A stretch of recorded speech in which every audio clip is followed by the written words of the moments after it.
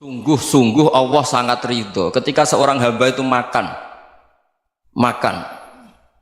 makan ketika sesuap nasi dia muji Allah, ketika minum seteguk nasi dia muji Allah.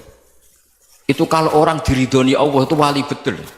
Itu untuk jadi wali itu gampang, kamu makan ridho, kamu nginjak buminya Allah ridho seneng, kamu hidup keseharian aman seneng. Nah ini supaya sampai kita semua ngaji betapa panduan Rasulullah untuk menggapai ridho Allah itu banyak yang keseharian sekali. Saking kesehariannya banyak dalam hadis dan itu sahih. Nabi menyebut hal-hal yang keseharian. Hatta ma tas'alu fi fimra'atika, kamu punya uang kemudian istri kamu bisa makan, itu ibadah. Bahkan sebagian ibadah itu dicontohkan Nabi yang akhirnya diprotes sahabat, yaitu wa fi buti ahadikum sedekah, kamu menggauli istri kamu itu ya sedekah. Sampai sahabat bilang, yang benar ya Rasulullah, ayati ahaduna syahwatahu wa huwa lahu ajrun, masa urusan biologis, urusan syahwat kemudian dia dapat pahala. Nabi menjawab, alaysa law wada'aha fi haramin akana alaihi wisrun, bagaimana kalau dia meletakkan ke yang tidak benar, itu kan dosa. Nah, hal-hal seperti ini yang saya ingin teman-teman semua saya juga agak ingin ngaji demi Anda, juga agak ingin. Itu dosa sekali ngaji kok pesanan kelompok tertentu itu nggak boleh. Islam itu untuk semua. Jadi ya cuma karena di depan saya jenengan ya seakan-akan jenengan korbannya. Itu ada ilmunya dalam usul fikih itu. Jadi orang itu harus ngaji usul fikih. Nama yang disebut, mungkin Mas Sufyan masih ingat zaman ngaji usul fikih. Nama yang disebut itu tidak jaminan sebagai prioritas perintah. Jadi misalnya gini, kebetulan yang di depan Nabi itu Abu Dzar. Nabi ya bilang, ya Abu Dzarin ini uhibbuka misalnya, atau ya Mu'ad ini uhibbuka, atau ya Abu Hurairah ini uhibbuka misalnya. Banyaklah riwayat yang Nabi nyebut ya Abu Dzarin, ya Mu'ad, ya Abu Hurairah. Kemudian misalnya Nabi meneruskan khitab, ini uhibbuka, saya mencintai kamu, fakul dubur sholatin, atau sebagian riwayat disebut fala tada'an la dubura kulli sholatin Allahumma inni ala dzikrika wa syukrika wa husni ibadatik. Saya mencintai kamu, siapa saja, Mu'ad bisa, Abu Dzar bisa, siapa. Saya mencintai kamu, mohon kalau habis sholat kamu jangan lupa wiridan Allahumma a'inni ala dzikrika wa syukrika wa husni ibadatik. Ya Allah, tolong kami permudah supaya mudah ingat engkau. Anda tidak bisa mentang-mentang, wong nama saya Parmin, nama saya Purnomo, itu yang diperintahkan Mu'ad misalnya. Jadi yang disebut satu, tapi khitab itu untuk siapa saja. Saya teruskan. Jadi saya mohon semua kita melakukan kebaikan itu, kalau dalam kaidah fikih disebut al yakin la yuzalu bisyak. Banyak kebaikan yang kebenarannya itu 100%, tidak punya efek samping ke pihak lain, ke kelompok lain, ke komunitas lain. Itu tadi misalnya Anda makan dan itu murah sekali, hanya butuh satu piring, setiap punyaan kamu muji Allah, setiap minum kamu muji Allah. Itu redaksinya Rasulullah SAW disebut Allah sangat ridho ketika seorang hamba makan kemudian dia memuji Allah, atau minum kemudian dia muji Allah. Logikanya gampang, negara seperti ini yang kamu harapkan bentuknya kayak apa, mertua, ipar, komunitas, tetangga, itu nyata terjadi itu kan belum pasti. Sementara yang mesti terjadi adalah kamu butuh makan, kalau tidak mati. Butuh minum, kalau tidak mati. Butuh bumi yang nyaman ditempati, kalau tidak kita juga mati. Sebab itu Allah kalau menyebut nikmatnya itu hal-hal yang keseharian. Alladzi at'amahum min ju'. Allah itu siapa? Allah itu yang menciptakan kamu bisa makan. Tidak berlebihan, Allah itu yang menciptakan kondisi sosial itu ideal. Zaman Nabi itu ya ada orang munafik. Orang-orang pilihan Allah itu juga diuji orang sekelilingnya yang macam-macam. Semua diuji sesuai konteks zaman dan waktu. Nah, tapi ada ibadah-ibadah yang selalu disarankan Nabi. Sampai Nabi itu pernah ditanya, ayul islami khairun ya Rasulullah, Islam terbaik itu gimana? Jawaban Nabi itu unik. It'amut to'am, Islam terbaik itu ya makan-makan, santai-santai. Ketika Allah menyebut beberapa kebaikan, falak tahamal akobah, wa ma adrokan apa? Mal akobah. Terusannya apa? Fakku rokobah. Terusannya apa? Au it'amun fiyaumin di masubaya, atau acara makan-makan itu juga Islam. Kenapa? Ya bayangkan kalau tidak ada makanan, kita mati kan? Kondisi sosial tidak ideal itu Anda masih gak apa-apa, tapi kalau Anda tidak makan, Anda tidak minum, Kamu punya istri cerewet masih bisa hidup, punya mertua cerewet masih bisa hidup. Tapi kalau tidak makan bisa mati. Berarti penting mana istri sama makan? Penting mana? Makan. Semoga istri Anda dengar. Nanti kamu disuruh makan tapi pulang deh. Itu kalau dibahasakan makan masih memahami. Penting mana nasi satu piring dengan istri? Nggak ada nasi mati, nggak ada istri belum mati. Penting mana? Gak berani jawab kan? Nah, ternyata Anda ada garang kan di depan istri. Jadi saya mohonlah, mungkin Mas Sufyan Sauri tadi yang bisa bantulah. Teman-teman tuh ngaji yang keseharian saja. Karena kita nyari ridha Allah itu berdasar firman Allah. Dan firman Allah itu menyebut keseharian tuh riang, gampang. Itu tadi misalnya wa min ayatihi manamukum bil laili wan nahar. Termasuk ayat-ayat Allah itu kamu tidur. Maka dulu itu ada guyonan, ada tokoh Mu'tazilah, kelompok dalam Islam yang berpikir manusia itu bisa menentukan ikhtiarnya sendiri. Karena saya bisa duduk, ingin berdiri, berdiri. Karena kelompok ini nggak terima kalau semua kehendak Allah, nanti bagaimana kalau semua kehendak Allah kok ada hisab ya, ada sanksi. Lucunya itu dia akhirnya ini cerita ya, mencintai seorang perempuan cantik sekali. Dan itu dia menjadi ahli sunnah itu oleh hal-hal yang sepele. Karena istrinya cantik, ya namanya suami istri itu hubungan intim. Terus ditanya, Mas masih ingin lagi? Masih. Silahkan diulang lagi. Wah ya tidak bisa. Katanya manusia bisa menentukan yang diinginkan. Itu tobat itu. Itu nggak bisa ditobatkan Mas Sufyan Ats-Tsauri. Orang cantik yang mudah nobatkan orang itu orang cantik. Segampang itu.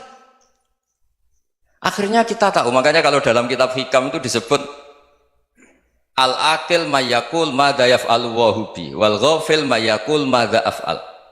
Orang yang punya akal karena sadar ini wilayah Allah, semua milik Tuhan. Itu dia tiap hari berpikir, besok Allah akan melakukan apa terhadap dunia ini. Kamu merencanakan sesuatu mau plesir ternyata gempa. Mau wisata ke Rusia ternyata perang. Kamu tidak pernah tahu apa yang akan terjadi besok. Wa ma tadri nafsum madza taksibu ghadan. Tapi anda semua kita ini sering punya jadwal permanen. Makanya saya kalau diundang siapa saja, sana takdir. Yang jelas Gus ini acara penting. Ya masih acara penting nak pangeran ngersakno piye? Kok ape dadi pangeran? Kamu kok mau jadi Tuhan? Itu kadang ya kiai. Penting Gus acara ini jenengan harus memastikan bisa. Loh kamu itu yang ngajarin tauhid, sesuatu itu biadillah kok bilang-bilang apa pasti. Kalau saya terus tak tobatkan kamu kata saya itu.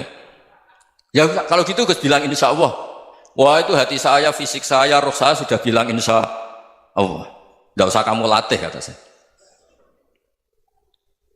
Nah hal-hal tauhid keseharian itu gampang sebetulnya. Wal ghafil yaqulu madza af'al. Tapi orang yang lupa Allah dia setiap hari bilang besok apa? Kita bisa melakukan apa? Seakan-akan dia itu aktor, dia penting, dia subjek permanen, dia. Padahal kita ini hanya objek kehendak Allah Subhanahu wa taala. Karena kita yakin sesuatu yang terjadi di alam raya ini kita tidak bisa apa-apa. Makanya saya sering ngaji, sering bilang saya, ketika Anda mensifati Allah, dia yang menghidupkan. Sudah itu tanamkan, sehingga ketika kita mati, santai saja. Kenapa santai? Allah punya cara menghidupkan kita. Zaman kita hidup juga gak tahu caranya ngelola jantung, ngelola paru-paru. Kamu juga gak tahu ngelola oksigen yang tidak beracun, tidak mengandung polusi. Tahu-tahu hidup. Gak ingin tua ya tahu-tahu tua, gak ingin mati tahu-tahu mati. Selama ini kita hidup juga gak tahu apa sebetulnya. Hanya gaya tok, punya jadwal, punya planning. Kalau kamu bisa menentukan pilihan Anda, pasti Anda istrinya cantik, 4 neriman semua, kona'ah semua. Nyatanya enggak kan? Ada 1 jelek, cerewet. Oh itu kan, nyatanya enggak bisa apa-apa Anda kan? Dan kamu bawa mati lagi.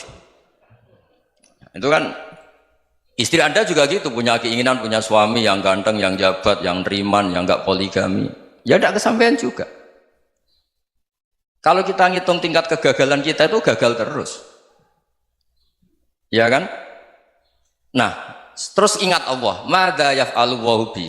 Orang yang punya akal selalu berpikir Allah itu menghendaki apa terhadap saya. Lalu sama-sama orang gitu. Ngelihat orang yang serius, itu kata Anda itu pemikir berat, serius. Senang punya tokoh yang merengut tuh, karena kamu anggap serius. Tapi sebagian orang anggap orang yang serius itu wong merengut, wong masam, wong muka kok ditekuk. Jadi sama itu hati ya muqallibal qulub tsabbit qalbi ala dinik, karena kita nggak tahu cara berpikir kita tentang orang lain, tentang sekeliling kita. Misalnya kita orang baik yang jenis ngurmat fakir miskin, ada orang bangun masjid mewah itu janggal. Apa artinya masjid mewah kalau banyak orang kelaparan? Tapi kalau yang jenis pendidikan, apa artinya masjid mewah kalau tidak bisa ngaji? Nanti yang jenis infrastruktur, apa artinya ini kalau semuanya punya sudut pandang yang berbeda-beda. Dan Islam mengapresiasi semua kebaikan. Tapi katakan semua kebaikan itu adalah kehendak Allah Subhanahu wa taala. Karena apapun baik Anda itu pakai fasilitas yang diberikan oleh Allah Subhanahu wa taala. Sehingga ini yang disebut kulillah sumadarhum fi khawdihim yal'abun. Ya kembali tadi ke tema-tema bahwa keseharian Anda ini sudah Islami. Saat Anda tidak bisa melakukan apa saja. Saya sering ada jenazah, biasanya kalau tetangga meninggal saya sering disuruh ngelepas. Saya bilang orang ini baik karena sering ngelamun di rumah, sering nganggur di rumah. Ditanya sama anaknya, kenapa Gus nganggur baik? Ya kalau dia nganggur artinya juga agak berbuat sesuatu yang maksiat kan? Ya kan, orang nganggur di rumahnya ya tidak bunuh orang, tidak maling, tidak korupsi, ya namanya nganggur di rumah. Lah cuma istri cara pandang nganggur gak menghasilkan uang itu, tapi juga gak menghasilkan kriminal kan? Jadi sebenarnya Islam itu cara, makanya kalau sampai ngaji usul fikih itu ada kitab usul fikih, namanya Lubul Usul, itu terkenal sekali di pesantren itu. Itu kalau ngapresiasi keseharian itu luar biasa.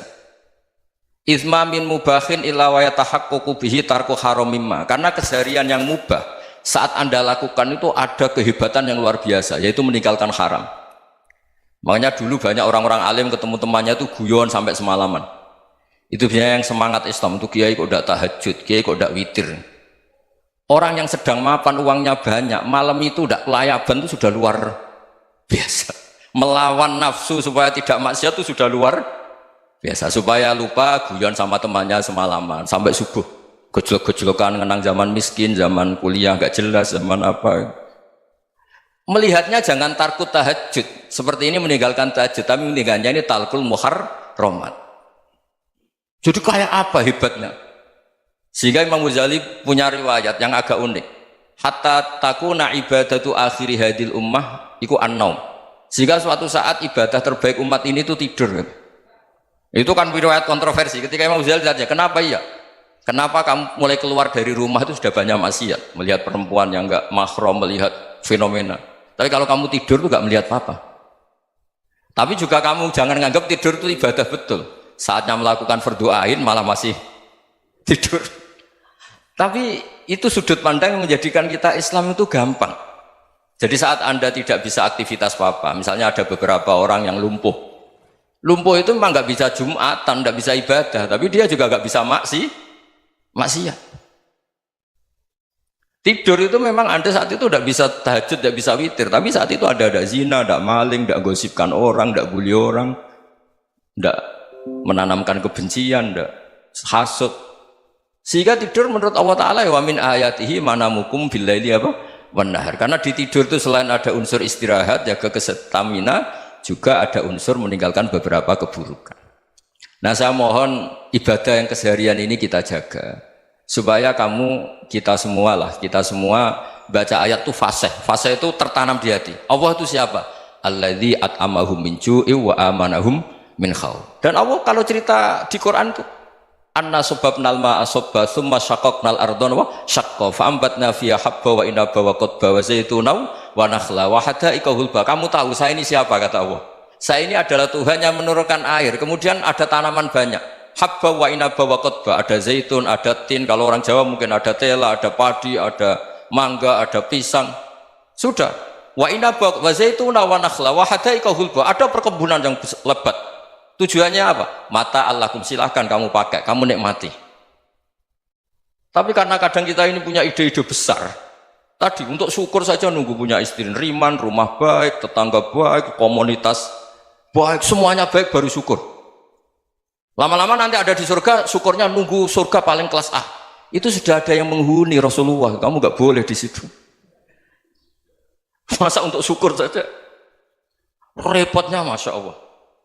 Jadi mohonlah Quran yang kalau Anda hafalkan juz amma itu kan ada ayat-ayat yang kayak tadi. Ya, fal yanzuril insanu ila ta'ami. Coba lihat Apa yang kamu makan ya? Dari mana? Dan untuk mempertahankan hidup kamu keseharian. Jadi jangan kira ibadah itu harus membentuk komunitas yang versi Anda. Ibadah itu harus yang hal yang mulu-mulu. Kesehariannya Anda alami. Loh, ini saya tidak bikin-bikin. Saya ngaji bukan karena berdasar pesanan. Itu ayat yang saya baca kan betul ada ayatnya kan. Fal yang dzuril insanu ila tu'ami anna sababnal ma'a sabba thumma syaqqaqnal ardo syaqqa fa ambasna fiha habba wa inaba wa qadba wa zaituna wa nakhla wa hadaiqa ghulba. Terusannya apa? Mata'al lakum, silakan kamu nikmati. Mata itu silakan kamu nikmati. Ya kayak sampean dikasih hidangan ya makan. Ya sudah makan, habis makan ya minum, habis itu ngantuk ya tidur. Ya sudah normal-normal saja. Kayak apa indahnya Islam. Tapi Anda mencari Islam yang gimana lagi? Nah itu yang diajarkan guru-guru kita, diajarkan sanad kita sampai Wali Songo, sampai Rasulullah SAW. Bahwa pada akhirnya ada jihad, ada perang. Itu dulu memang perang, bukan membunuh, beda. Dulu kita dijajah Belanda ya perang, dan itu normal karena kita dijajah. Jadi ketika orang lain ingin baik sama kita, wa in ahadum minal musyrikin astajaroka ya fajirhu hatta yasma'a kalam Allah. Kalau mereka ingin baik ya kita baik. Makanya ada istilah musta'man, mu'ahad. Kalau mereka ingin damai, berdampingan dengan kemajmukan ya itu yang lebih baik. Karena memang Islam menghormati proses perdamaian. Wa in janahu lis-salmi ya fajnah lah. Kalau ingin damai ya kita harus